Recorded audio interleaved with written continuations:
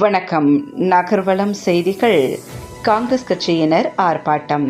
சோனியா காந்தி, ராகுல் காந்தி மீது அமலாக்கத்துறை குற்றப்பத்திரிகை தாக்கல் செய்ததை கண்டித்து திருவள்ளூரில் காங்கிரஸ் கட்சியினர் தலைமை தபால் நிலையத்தை முற்றுகையிட்டு போராட்டத்தில் ஈடுபட்டனர்.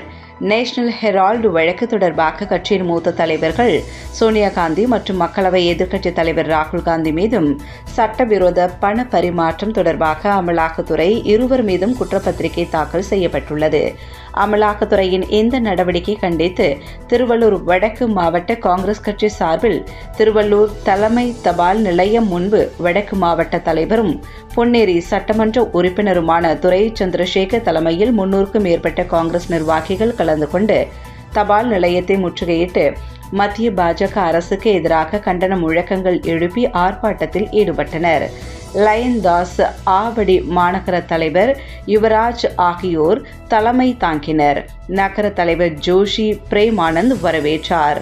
மாநில நிர்வாகிகள் எகாட்டூர் ஆனந்தன், அஸ்வின் குமார், கோவிந்தராஜ், சுந்தர வடிவேல், முன்னாள் மாவட்ட தலைவர் லயன் ரமேஷ் ஆகியோர் முன்னிலை வகித்தனர்.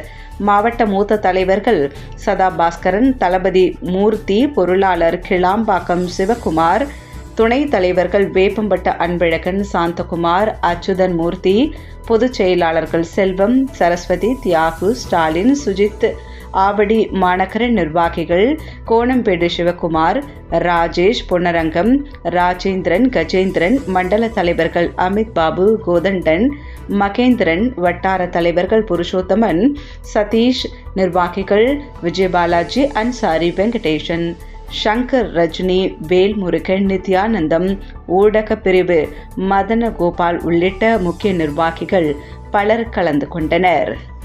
நகர்வலம் செய்திகளுக்காக திருவள்ளூர் மாவட்டத்திலிருந்து செய்தியாளர் மதன கோபால்.